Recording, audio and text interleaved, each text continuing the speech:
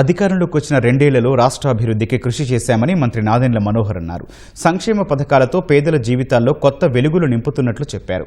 తెనాలి నియోజకవర్గ అభివృద్ధికి కలిసికట్టుగా పనిచేస్తున్న కూటమి నాయకులు, కార్యకర్తలకు మంత్రి ధన్యవాదాలు తెలిపారు.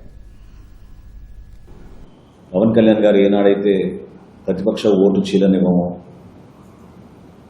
5 సంవత్సరాలు అహంకారమైన పాలన ఏ విధంగా రాష్ట్రానికి నష్టం జరిగిందో, ఆ మార్పు ప్రజలు ఏ విధంగా కోరుకుంటున్నారో దాన్ని మనం నిలబెట్టాలి.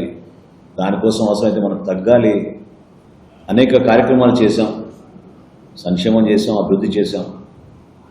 ఈ కార్యక్రమాల్లో ఎప్పుడు కూడా గెలిచిన తర్వాత మా బాధ్యత పెరిగిందనే భావనతో పనిచేసాం తప్ప స్వార్థ రాజకీయాలు, స్వార్థం కోసం ప్రయాణం ఎక్కడా చేయలేదు. ప్రతి కుటుంబాన్ని సొంత కుటుంబంగా భావించాం. సామాన్యుడి సమస్య మన సమస్యగా భావించాం. కూటమి ప్రభుత్వం అంటే ఈ విధంగా మార్పు తీసుకురాగలుగుతాం అనే ఆలోచనతో చాలా పారదర్శకంగా ప్రజాపాలన అందించాలి అనే ఒక ఆలోచనతో ఈ కార్యక్రమాన్ని ముందుకు తీసుకొచ్చాం.